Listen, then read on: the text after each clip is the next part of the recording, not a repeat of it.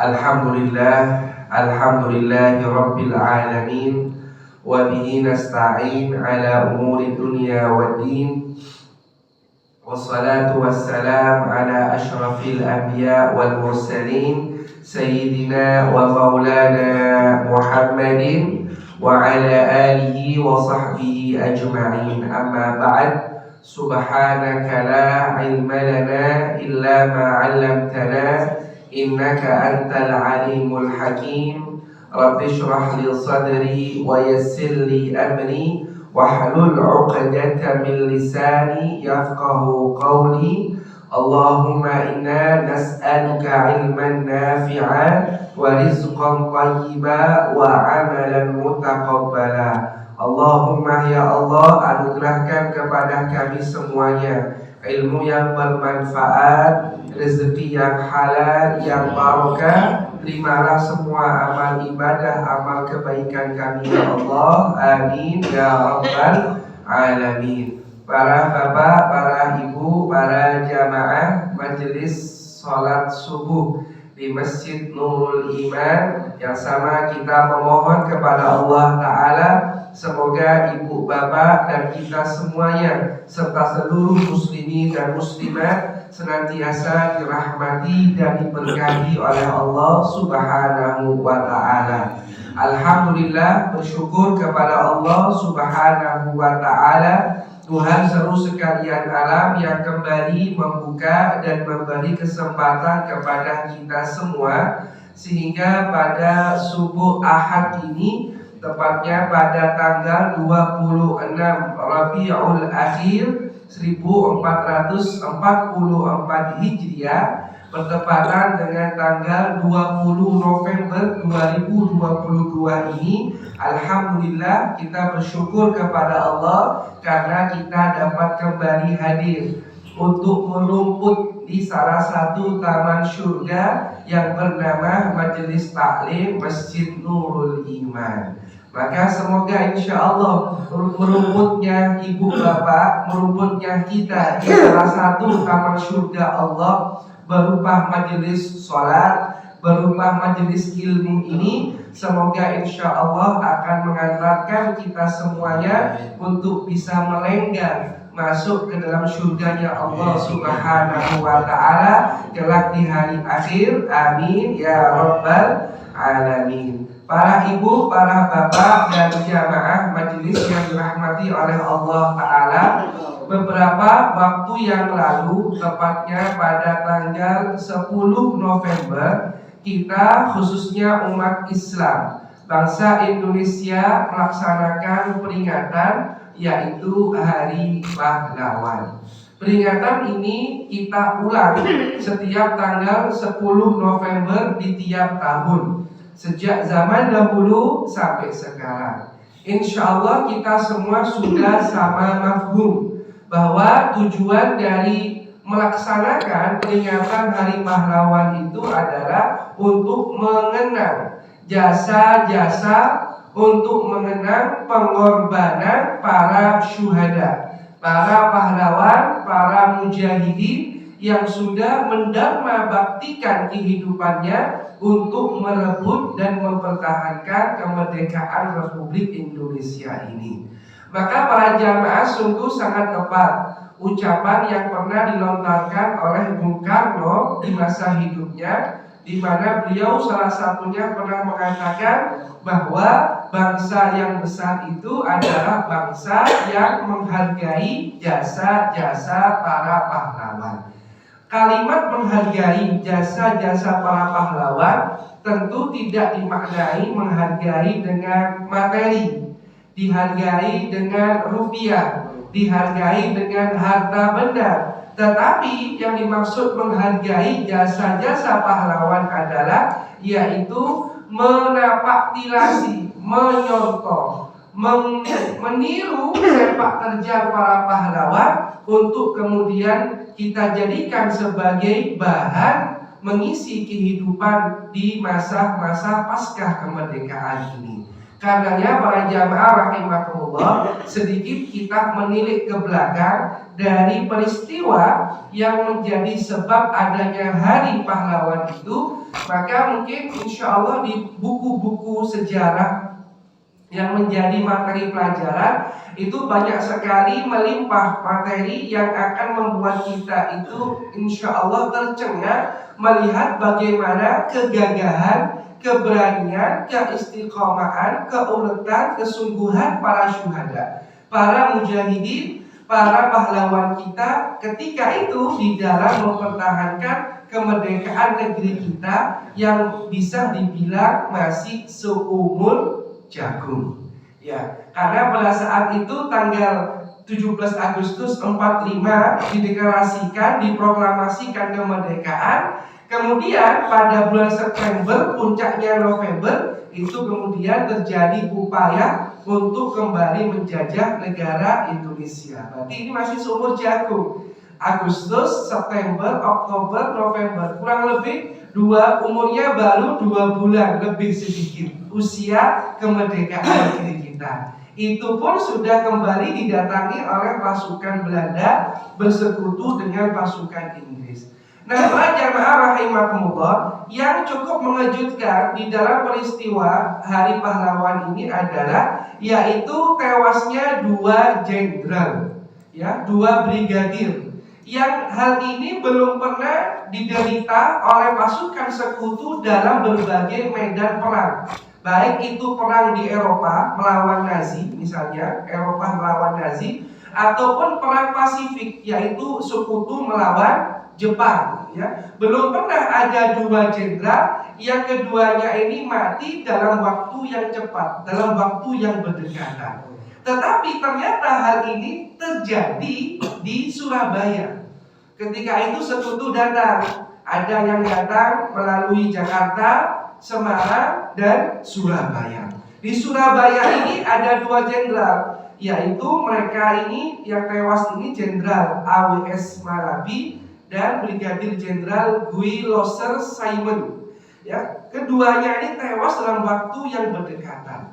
Akhirnya, ya, pimpinan mereka ini dan pasukan-pasukannya ini menjadi murka, sangat marah dan tidak pernah memperkirakan bahwa rakyat Indonesia ini, para mujahidinnya, para pejuangnya ini akan betul-betul habis-habisan, mati-matian di dalam melawan mereka ini. Akhirnya mereka kemudian mendatangkan pasukan tambahan, termasuk dari pasukan Gurkha. Gurkha ini pasukan yang diambil dari India, ya, ketika itu Pakistan juga termasuk karena saat itu Pakistan belum lepas dari India. Gurkha itu datangkan dari India dan Pakistan yang mayoritas ketika itu pasukannya beragama Islam. Didatangkan. Mereka tidak tahu kalau ternyata Indonesia ini penduduknya mayoritas beragama Islam. Ya, maklum ya, harus dimaklumi ketika itu belum ada Facebook. Ya, belum ada WhatsApp, grup WhatsApp yang ngasih kabar misalnya. Belum ada Twitter, nggak ada Instagram, belum ada YouTube, sehingga nggak tahu ini kalau kemudian yang akan diperangi oleh pasukan Gurkha ini saudara mereka seiman, seagama. Ketika mereka tiba, pimpinannya itu namanya Ziaul Haq, yang kemudian menjadi presiden pertama Pakistan, yang sangat dicintai oleh rakyatnya dan mendukung Taliban ketika mendukung mujahidin melawan Uni Soviet tahun 89-an. Ketika itu, para jamaah jazakumullah, saat itu Rasulullah tidak tahu bahwa di Indonesia ini pasukannya itu ya semacam Bung Tomo itu, semacam Yai Hashim Asy'ari ini dan para pengikutnya yang tentu adalah sama-sama beragama Islam. Kapan mereka itu tahu? Mereka itu tahu ketika mereka mendengar siaran radio yang saat itu muncul suaranya Bung Tomo mengajak arek-arek Surabaya, mengajak laskar Hizbullah, mengajak laskar Sabilillah untuk berjuang sampai titik darah penghabisan, sampai antara kita yang hidup atau mereka yang mati atau kita yang kemudian yang meninggal dunia. Pilihannya hidup atau mati sampai titik darah penghabisan. Setelah itu Bung Tomo menutup dengan semangat kalimat takbir. Allahu Akbar, Allahu Akbar, Allahu Akbar. Barulah Ziaul Haq, komandan pasukan Gurkha sadar, loh, ini kan dulunya Pak Dewi ini. Mereka orang Islam, mereka orang beriman sama seperti kita, bukan musuh ini, bukan musuh. Kemudian mereka melakukan desersi, mundur ya. Mereka kemudian tidak mau untuk bertempur. Ya alasannya itu karena ini saudara kita, saudara kami seiman seagama, walaupun berbeda bangsa. Nah inilah indahnya persaudaraan dalam Islam itu tidak mengenal batas-batas teritorial, tidak mengenal batas suku, bangsa, tidak mengenal batas geografis. Di mana saja kita menjumpai ada orang yang asyhadu an la ilaha illallah wa asyhadu anna Muhammad Rasulullah, mau dia orang Arab, orang Jawa, orang Sunda, Eropa, Afrika, dia adalah saudara kita. Gak peduli apapun latar belakang suku bangsanya, apapun, apalagi cuma warna kulitnya. Oh, itu sangat anti Islam terhadap yang namanya diskriminasi ras. Ya. Sementara kalau kita lihat di Eropa itu sampai sekarang itu masih bergulat dengan yang namanya rasisme sampai sekarang. Subhanallah. Ya. Islam sudah selesai sejak Nabi Muhammad diutus. Bilal yang dulunya dianggap makhluk kelas 2 selesai sudah. Adzan, trompanya sudah didengar di surga, trompetnya sudah didengar, apalagi orangnya nanti kulitnya hitam, bekas Buddha, orang Afrika, rambutnya keriting, masuk Islam. Oh, mulia, nggak ada perbedaan. Mau orang hitam, mau orang kulit putih, kulit langsat, mata sipit, mata lebar, mata kucing, mata singo edan, apapun matanya gitu ya. Yang penting asyhadu an la ilaha illallah wa asyhadu anna Muhammad Rasulullah, saudara kita. Ya. Sementara di Amerika, di Eropa itu masih terus memerangi rasisme di antara mereka. Ya, orang-orang Asia di Amerika di sebagian wilayah itu kadang dianggap sebagai manusia kelas 2, apalagi para pengungsi ya, para pengungsi dari berbagai negara yang datang itu sampai kemudian ada yang banyak meninggal dunia di tengah lautan karena dihalang-halangi untuk tiba di daratan. Kembali lagi para jamaah, akhirnya pasukan Quraisyy mundur, kemudian terjadi pertempuran yang kita kenal sebagai Hari Pahlawan pada tanggal 10 November. Nah, para jamaah rahimakumullah, dari sinilah kemudian kita mengambil pelajaran bagaimana kita harus mewarisi nilai-nilai kepahlawanan para pahlawan ini, sehingga kita ini tidak hanya secara formal melaksanakan upacara peringatan Hari Pahlawan atau memperingati secara formal Hari Kemerdekaan, tetapi betul-betul kita bisa menjiwai spirit dan nilai perjuangan yang menjadi dasar para pejuang kita merebut dan mempertahankan kemerdekaan. Insya Allah kalau kita bisa mengambil pelajaran-pelajaran ini, pelajaran dari para mujahidin, para laskar Hizbullah, laskar Sabilillah, dan pejuang-pejuang kemerdekaan ini, insya Allah kita oleh Allah mudah-mudahan diberi kebahagiaan di dunia sampai kelak di akhirat. Yang pertama, para jamaah rahimakumullah, dari perjuangan para pahlawan ini terkandung nilai-nilai yang perlu kita lestarikan dan amalkan dalam kehidupan. Yang pertama adalah yaitu nilai tentang sikap istiqomah. Ya. Sikap istiqomah ini menjadi landasan yang dilalui oleh para pejuang sehingga mereka itu tetap konsisten di dalam berkorban baik dengan harta dan jiwanya.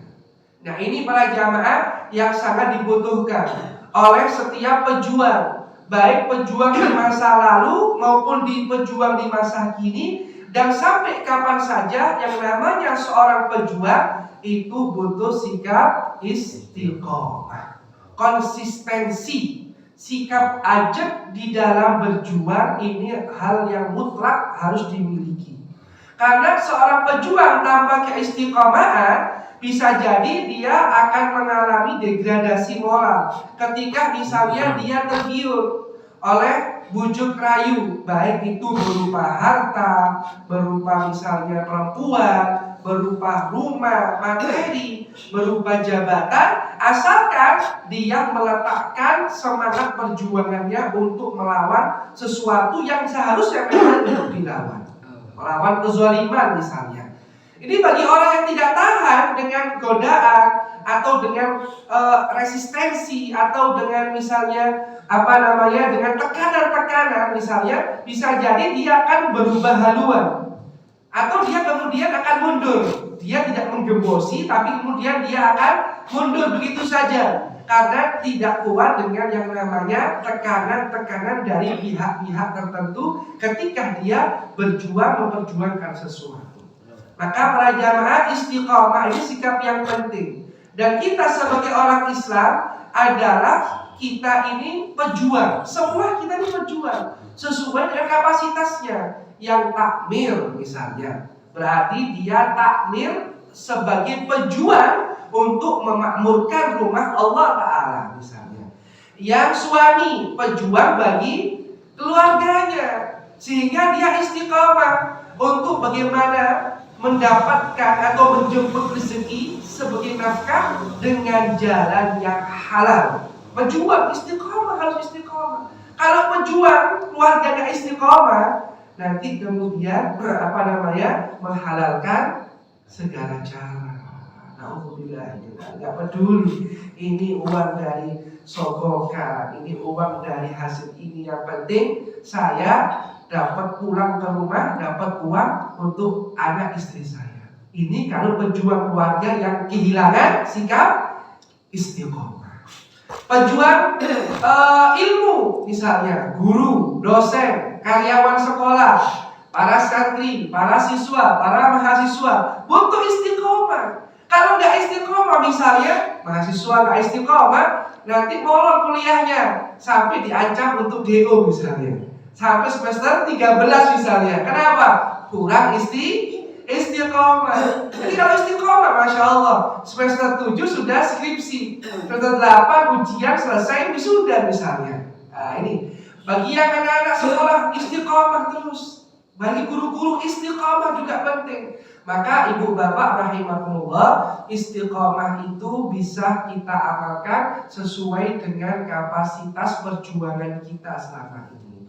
Silakan kita merenung, saya ini insya Allah termasuk pejuang apa ya? Oh, pejuang rupiah misalnya, pejuang cuan, gak apa-apa. Pejuang rupiah dalam arti sebagai suami kepala rumah tangga yang dia istiqomah untuk di jalan yang benar di dalam menjemput rezeki. Pejuang di bidang birokrasi, maka dia sangat anti terhadap yang namanya KKN, korupsi, kolusi, nepotisme. Apapun yang terjadi, dia tidak akan memelacurkan dirinya, memelacurkan kehormatannya hanya demi sesuap uang, ya, hanya demi suap uang untuk tidak mau dia istiqomah. Nah, ini para jamaah rahimahullah, maka istiqomah itu dikatakan dalam sebuah makalah ungkapan bahasa Arab, al-istiqomah khairun min alfi karomah. Istiqomah itu lebih baik, lebih mulia dari 1000 karomah, 1000 kekeramatan. Ada orang punya oleh Allah diberi anugerah bukan 1 karomah, bukan 2 karomah, 1000 karomah Allah berikan kepada seseorang. Sementara di sisi lain ada 1 orang yang istiqomah. Maka istiqomahan 1 orang ini, 1 istiqomah yang dia miliki, itu sudah mengalahkan 1000 karomah yang ada pada diri orang tersebut. Nah, ini lebih mulia istiqomah ini. Makanya Allah Subhanahu wa Ta'ala itu pernah memerintahkan kepada kita melalui Nabi Muhammad Sallallahu Alaihi Wasallam untuk istiqomah. Allah Ta'ala berfirman dalam surah Hud ayat 112. Allah berfirman, fastaqim kama umirta, maka tetaplah kamu, istiqomahlah kamu di jalan yang benar, kama umirta, sebagaimana diperintahkan kepadamu. Wa man taba ma'aka, dan juga sebagaimana diperintahkan kepada orang yang telah tobat bersama. Jadi orang itu oleh Allah disuruh istiqomah, termasuk orang yang bertobat kepada Allah diminta untuk istiqomah di dalam taubatnya kepadanya Subhanahu wa Ta'ala. Wala tadghaw, Kata Allah Ta'ala melarang kita, janganlah kalian melampaui batas. Innahu bima ta'maluna basir, sesungguhnya Dia Maha melihat apa yang kalian kerjakan. Surah Hud ayat 112. Ibu bapak jamaah rahimahullah, ayo kita merenung, kita bayangkan ya, kalau Bung Tomo dan para laskar itu tidak istiqomah, mereka justru tergiur oleh tawaran dialog misalnya ya, dari pihak musuh yang jelas-jelas memang kita tidak boleh berkompromi dengan mereka. Mereka datang untuk menjajah, kompromi nggak boleh. Ada pencuri datang mau merampok rumah kita, alhamdulillah ya, mau merampok rumah seseorang misalnya. Masa kita akan dialog dulu? Coba, sampai maunya apa? Aku mau dialog batangan emas satu aja, sama TV, sama apa, kulkas sudah wis ngatik ya. Tapi saat itu sampai pergi ya, dia pergi. Masa kita seperti itu? Ya kita akan mempertahankan kehormatan atau seseorang itu mempertahankan rumahnya itu ya dari segala kejahatan. Oh jelas-jelas jahat mau datang ke rumah untuk melakukan kejahatan, kok kita mau kompromi? Istiqomah. Nah, Bung Tomo dan Laskar Hizbullah Sabilillah melalui resolusi jihad ya yang dikeluarkan oleh Syekh Hasyim Asy'ari ini itu tidak mau kompromi, istiqomah ya, hidup atau mati ya, merdeka atau mati, isyariman aumut syahidan, hidup sebagai orang yang mulia atau mati sebagai orang yang syahid. Allahumma shalli ala Muhammad. Maka para jamaah rahimahullah, ini membuat para sekutu ini geleng-geleng kepala. Wah, ini luar biasa. Mujahidin ini tidak kenal kompromi, nggak bisa tidak bisa diajak yang enak ya, tidak bisa diajak untuk dialog, tidak bisa diajak untuk berdialog, berdiskusi. Mereka sudah pantang mundur, rawi-rawi lantas, marah-marah buntung. Ibarat kata itu mereka ini pakai kacamata kuda. Ya, kacamata kuda itu kan nggak noleh kanan, nggak noleh kiri, lurus saja, pokoknya terjang saja. Seperti itu, istiqomah. Nah, Allah Ta'ala menyuruh kita untuk istiqomah. Istiqomah dalam hal apa? Istiqomah dalam ibadah. Istiqomah dalam syariah, menegakkan syariat Allah. Istiqomah dalam berakhlak mulia ya. Istiqomah dalam ilmu, termasuk juga hadir majelis ilmu seperti ini. Istiqomah di dalam perjuangan di jalan Allah Subhanahu wa ta'ala. Para bapak ibu sekalian yang dirahmati oleh Allah Ta'ala, ini nilai warisan para pahlawan yang pertama, yaitu istiqomah, ya, sikap istiqomah di dalam menjalankan dan mengamalkan kebenaran. Mudah-mudahan kita semuanya oleh Allah dijadikan orang-orang yang istiqomah, istiqomah dalam ibadah, istiqomah dalam syariat, istiqomah dalam akhlak, istiqomah dalam ilmu, dan istiqomah di dalam perjuangan di jalan Allah Subhanahu wa ta'ala. Amin ya rabbal alamin. Para bapak ibu jamaah nurul iman yang berbahagia, kemudian warisan kedua yang harus kita rawat dari perjuangan para pahlawan adalah memiliki sifat berani dalam membela kebenaran. Berani dalam membela kebenaran, berani dalam mempertahankan kebenaran, dan berani dalam menghadapi berbagai rintangan serta hambatan. Tidak mungkin perjuangan itu bisa terwujud kalau kemudian kita tidak punya keberanian. Khususnya keberanian dalam menghadapi risiko. Perjuangan dalam bidang apa saja yang tadi sudah kita sebutkan. Perjuangan sebagai kepala rumah tangga, perjuangan sebagai seorang birokrat, perjuangan sebagai seorang dosen, guru, murid, siswa, mahasiswa, santri, perjuangan sebagai takmir, perjuangan sebagai tetangga, perjuangan sebagai siapa saja kita. Ketika kita berjuang itu pasti ada rintangan dan hambatan. Tidak mungkin tidak ada hambatan. Nggak akan seperti jalur tol lurus saja. Pasti ada jalan yang berkelok-kelok, ada kerikil-kerikil. Kalau di dalam itu ada ombak-ombaknya, ya. Dan justru dikatakan bahwa pelaut yang tangguh itu dibentuk dari ombak yang kuat. Ya. Jadi pelaut-pelaut yang tangguh itu mentalnya itu dibentuk dari hambatan ketika menghadapi arus ombak atau arus laut yang kuat menerjang kapal mereka. Di situ mereka justru terlatih untuk menjadi seorang yang tangguh dan berani. Begitu juga para pahlawan kita ini luar biasa. Mereka juga punya sifat berani. Berani dalam kebenaran, berani di dalam mempertahankan kebenaran, dan berani di dalam menghadapi berbagai rintangan serta hambatan di dalam setiap medan perjuangan.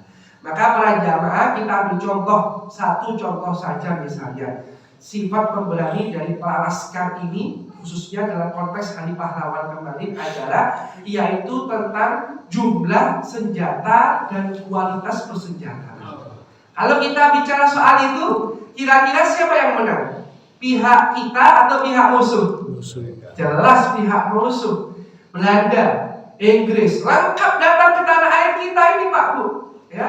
Dengan pesawatnya iya, kapal perangnya iya, tank-tanknya, persenjataannya jauh sangat lengkap, ya. Dan mungkin saja pasukannya mungkin lebih banyak karena lebih terlatih barangkali. Sementara kita mungkin juga lebih banyak, tapi nggak semuanya sudah terlatih. Ya, bekal itu istilahnya harus bonek, ya gitu ya. Barangkali. Sementara walaupun jumlahnya di tanah air lebih banyak untuk kita, misalnya pihak kita, tapi nggak semua terlatih. Sementara mereka tentara memang bukan relawan, gitu ya, bukan relawan, bukan orang yang asal dicomot, terlatih tentara. Ya, persenjataannya lebih lengkap. Semuanya mereka lebih unggul dari segi persenjataan dan fasilitas sarana dan prasarananya. Tetapi ya mereka tidak punya yang namanya sifat berani seperti yang dimiliki oleh para laskar, para syuhada, para mujahidin. Nah, sehingga para jamaah rahimahumullah, kalahnya kualitas persenjataan maupun perlengkapan itu tidak berarti mengendurkan semangat, apalagi merontokkan keberanian para syuhada, para mujahidin di dalam berperang melawan para penjajah. Maka inilah yang memang sudah dicontohkan oleh Habibuna Muhammad sallallahu alaihi wasallam. Nabi Muhammad itu adalah teladan kita. Beliau seorang yang syuja', pemberani, memiliki sifat syaja'ah, keberanian. Salah satu contohnya ketika beliau dikejar oleh pasukan musuh, ya, dari kota Mekah, pasukan Quraisy dikejar saat beliau melaksanakan perjalanan hijrah. Beliau dan Abu Bakar As-Siddiq itu bersembunyi, ya, di satu gua, namanya Gua Thur, ya, Gua Thur. Kemudian saat itu Abu Bakar ini tercekam oleh rasa takut karena khawatir pasukan musuh ini bisa menemukan mereka. Ya, khawatir. Akhirnya Rasulullah menenangkan Abu Bakar. Kata Rasulullah sallallahu alaihi wasallam, "La tahzan, innallaha ma'ana." La tahzan. Jangan bersedih. Jangan bersedih, jangan engkau berduka cita, jangan galau. Kalau kata kids zaman now, ya, kids zaman now bilangnya apa? Jangan galau. Ya, innallaha ma'ana, sesungguhnya Allah bersama kita. Subhanallah. Para ibu bapak rahimahumullah, ayo tanamkan sifat berani dalam diri kita. Ya, tentu bukan berani dalam hal-hal yang negatif, semua sudah mafhum. Bukan berani seperti anak-anak yang tawuran, ya. Bukan berani dalam arti anak-anak yang atau berani untuk melakukan begal, naudzubillah min dzalik. Berani menipu, berani korupsi, berani buruk. Pokoknya hal-hal yang jahat itu bukan berani. Itu sifat pengecut. ya membegal, menipu, merampok. Ini orang-orang pengecut, orang-orang yang penakut. Tetapi yang dimaksud berani di sini adalah berani untuk hal-hal yang mulia, hal-hal yang baik, berani untuk melakukan hal-hal yang tidak melanggar aturan agama maupun juga aturan negara. Nah, ibu bapak rahimahullah, maka nilai warisan dari nilai perjuangan pahlawan yang patut kita miliki adalah memiliki sifat berani di dalam setiap langkah perjuangan, khususnya berani dalam menghadapi rintangan serta hambatan. Insya Allah. Ibu bapak kaum muslimin yang dirahmati oleh Allah Subhanahu wa taala, yang terakhir, warisan dari perjuangan para pahlawan yang patut kita miliki ini adalah yaitu sabar dalam menanam benih kebaikan. Sabar dalam menanam benih kebaikan. Perlu nggak sabar dalam istiqomah? Perlu. Kalau nggak sabar dalam istiqomah, apa yang terjadi? Moto. Ya, moto. Ya. Orang baru tobat, nggak sabar dalam menghadapi godaan berupa tobat. Dia tobat dari miras misalnya, ya. Dia nggak sadar, dia nggak sabar. Maka bisa jadi mungkin 3, 4, 5 hari karena nggak ada sabar, akhirnya istiqomahnya berhenti kembali menunggak minuman keras. Butuh kesabaran. Ya. Merawat anak, butuh kesabaran nggak? Butuh kesabaran. Dikaruniai putra putri, butuh kesabaran di dalam menghadapi tingkah lakunya. Begitu juga perjuangan mereka para pahlawan ini juga sangat dilandasi dengan kesabaran. Sehingga kalau Bung Tomo, para laskar itu tidak punya kesabaran, bisa jadi kita hari ini tidak bisa menikmati pohon yang mereka tanam, yaitu pohon perjuangan. Karena baru disirami, turun buahnya belum panen gitu ya, sudah kemudian kesel nyirami terus, kesel ngerawati terus, kesel, capek gitu.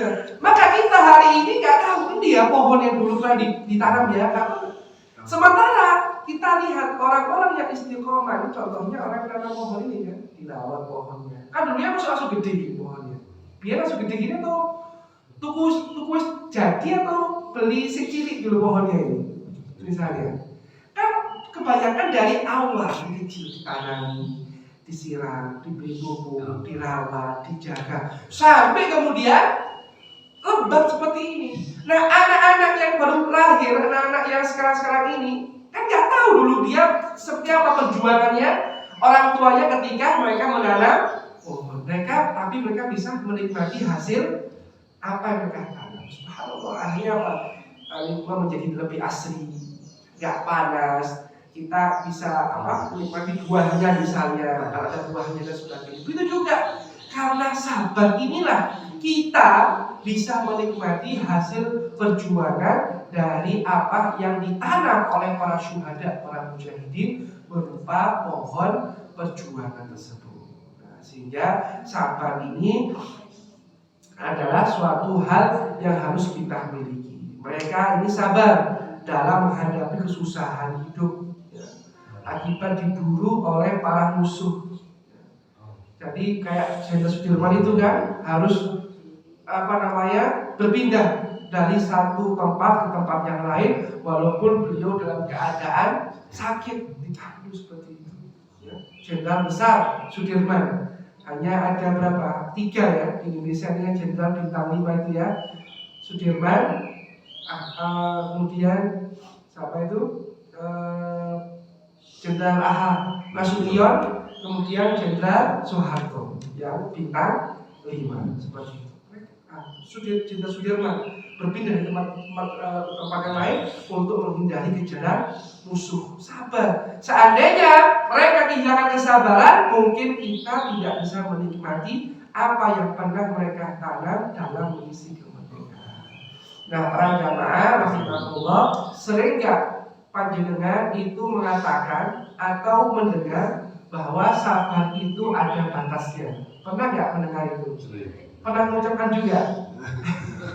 pas murid-murid barangkali pernah mendengar mungkin ya bahwa sabar itu ada batasnya. Kita jawab bahwa sesungguhnya pada hakikatnya sabar itu tidak ada batasnya. Sebagaimana pahala bagi orang yang bersabar itu juga tidak ada batasnya. Ini berdasarkan firman Allah. Allah yang menyatakan, Allah Subhanahu wa taala yang menyatakan dalam surah Az-Zumar ayat 10. Allah berfirman, "Innama yuwaffas sabiruna ajrahum bighairi hisab." Innama, hanya saja, yuwaffas sabiruna, orang-orang yang bersabarlah, ajrahum bighairi hisab, yang dicukupkan pahala mereka bighairi hisab, tanpa batas. Ya, tanpa batas. Maka tidak ada yang namanya sabar itu ada batasnya. Karena pahala bagi orang yang bersabar diberikan oleh Allah itu juga tanpa batas.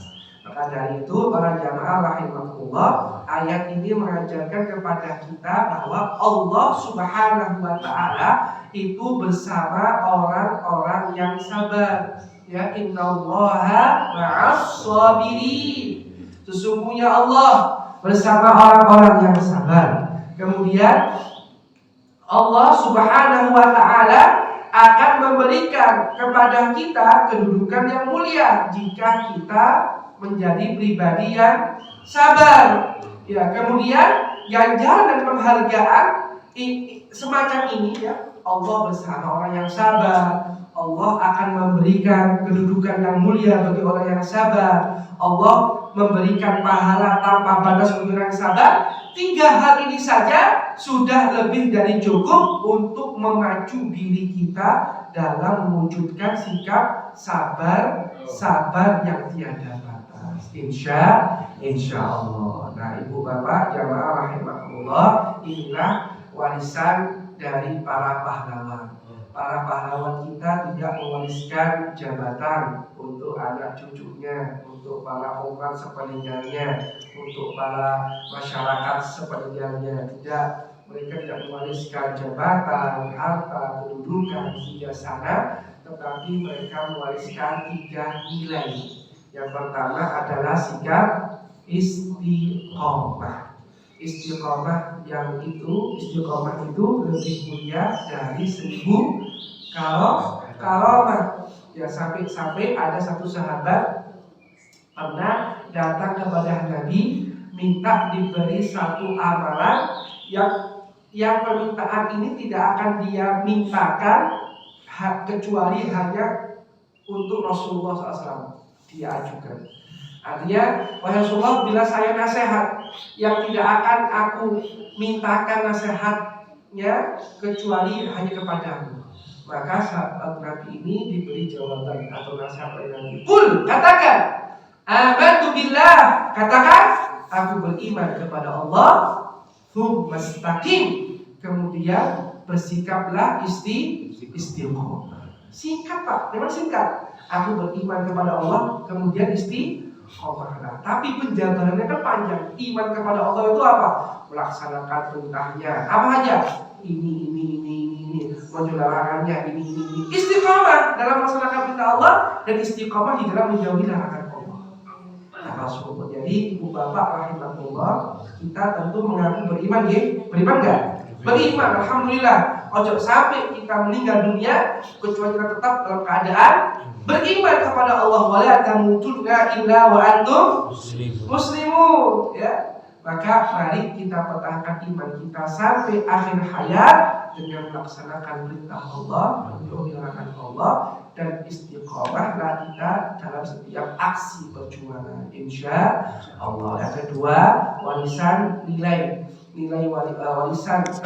yang diwariskan oleh para pahlawan kita itu adalah memiliki sifat berani dalam melaksanakan kebenaran, berani di dalam mempertahankan kebenaran, dan berani di dalam menghadapi berbagai rintangan dan hambatan. Insya Allah. Yang ketiga yaitu warisan yang diwariskan oleh para pejuang kita, yaitu berupa nilai, yaitu kesabaran. Ya, sabar itu tidak ada batasnya, sebagaimana Allah memberikan pahala bagi orang yang bersabar juga tanpa batas. Innama yuwaffas sabiruna ajrahum bighairi hisab. Hanya saja hanyalah orang-orang yang bersabarlah yang diberikan, yang dicukupkan pahalanya bighairi hisab, tanpa batas. Mudah-mudahan kita semuanya oleh Allah Ta'ala ditolongkan orang-orang yang istiqamah, orang-orang yang berani, orang-orang yang sabar. Amin ya rabbal alamin. Demikian yang bisa kami sampaikan, lebih dan kurangnya mohon maaf yang sebesar-besarnya. Mungkin ada yang mau bertanya barangkali di antara para jamaah. Monggo. Ustaz, kan kalau sekarang ini kan kita sudah merdeka. Bagaimana kita ini menghargai para pahlawan kita ini dengan kemerdekaan yang kita peroleh saat ini. Dan ada yang kalian ini bukan pejuang, tapi banyak bisa menghargai kemerdekaan yang sudah diperoleh para pejuang-pejuang kita itu. Saya kemarin juga mendengarkan tentang kisah-kisah bagaimana Kiai Haji Ashari itu mereka yang dikenal revolusi jihad misalnya. Ya betul Ustaz ya. Gimana Ustaz? Ya, kita sebagai umat Islam di dalam menghargai para pahlawan, di antaranya adalah yaitu mendoakan, kirim Fatihah, ya, kirimkan Fatihah, kirimkan doa, minta kepada Allah supaya para mujahidin, para pahlawan, khususnya yang beragama Islam ya, semoga Allah merahmati mereka, semoga Allah mengampuni dosa-dosa mereka, semoga Allah merapatkan alam kuburnya, semoga mereka dimasukkan dalam surganya Allah Ta'ala, dan semoga kita, para anak cucunya ini misalnya, atau orang-orang sepeninggal beliau itu, kita termasuk orang-orang yang bisa melanjutkan perjuangan mereka. Itu yang kedua, tadi sudah kami sebutkan bahwa setiap kita itu bisa menjadi pejuang sesuai dengan garis kehidupan yang sedang kita jalani. Pak Suparman misalnya jenengan sebagai apa dalam konteks kehidupan sehari-hari, sebagai RW misalnya atau RT misalnya, maka itu adalah perjuangan jenengan, dan itu termasuk dari kategori melanjutkan perjuangan para pahlawan sesuai dengan garis kehidupan yang sedang kita jalani. Ya. Yang lain misalnya ada pejuang keluarga, tadi pejuang keluarga, dia tidak korupsi, itu sudah termasuk dari kategori menghargai perjuangan pahlawan. Kan yang dia korupsi itu menyengsarakan rakyat, padahal justru pejuang itu dulu berjuang untuk membahagiakan rakyat supaya rakyat tidak terjajah. Kok ini malah istilah itu londoiran gitu loh, ya kan ya, menjajah tapi dengan jalan apa? Korupsi, pengkhianat rakyat. Padahal saudara sendiri yang dikorupsi itu uang saudaranya sendiri. Sehingga apa? Banyak orang-orang miskin tidak mendapat bantuan BLT gara-gara, atau sudah dapat tapi disunat. Ini engkau lagi viral, lalu kemudian dipanen. Oh enggak, itu cuma sukarela saja, tapi ditutup loh. Ya kan, jadi sukarela ini namanya. Ya, dipotong ini. Nah ini namanya pengkhianat perjuangan para pahlawan. Jadi kita semua bisa menjadi orang yang meneruskan perjuangan yang para pahlawan sesuai dengan garis kehidupan yang kita jalani. Mendoakan, berjuang dengan jalan yang benar, mempertahankan kebenaran dan sebagainya. Ini termasuk, dan juga melanjutkan pembangunan, ya, melanjutkan pembangunan masyarakatnya, pembangunan fisiknya dan sebagainya. Ini semua termasuk dari kita meneruskan tongkat estafet perjuangan para pahlawan. Yang ketiga adalah tidak mengisi kemerdekaan, khususnya di hari-hari peringatannya itu dengan cara-cara yang baru, ya, seperti misalnya bilangnya katanya memperingati hari kemerdekaan, tapi sampai menggelar acara musik sampai malam, bahkan sampai nyewa son dari Banyuwangi. Kan itu kan terkenal ya, di Banyuwangi itu. Saya pernah dapat informasi, nggak murah itu 50 sampai ratusan juta. Datangkan truk yang ada son ya itu ya. Itu untuk apa? Untuk habis-habisan yang katanya untuk memperingati hari kemerdekaan. Apa iya butuh seperti itu untuk peringatan hari kemerdekaan? Nah itu. Ya, jadi terus kemudian memeringati kemerdekaan dengan lomba-lomba yang baji-bajian, ya, pakai acara tulang lunak, nah, gitu kan ya. Jadi menampilkan orang-orang yang bertulang lunak, ya. Atau laki-laki, jangan misalnya disuruh pakai rok, nah, gelem, ya. Sampai ayo lomba, ayo, pas Parman pakai rok nanti ya, lomba sepak bolanya misalnya. Ya, ini kan apa? Masa pahlawan kita ketika mereka misalnya hidup, asik, ayo lanjut, ayo, gimana ini? Memperjuangkan apa namanya, lomba kemerdekaan, tapi melakukan hal-hal yang tidak sepatutnya dilakukan. Itu Mas Parman. Terima kasih. Baik, mungkin ada lagi yang mau ditanyakan, disampaikan. Cukup? Baik, para ibu bapak, rahimahullah, demikianlah yang bisa Al-Faqih sampaikan pada kesempatan yang berbahagia ini. Semoga ada manfaat dan barokahnya bagi kita semuanya. Subhanallahumma wa bihamdika, asyhadu an la ilaha illa anta, astaghfiruka wa atubu ilaik. Rabbana taqabbal minna wa qina adzabannar.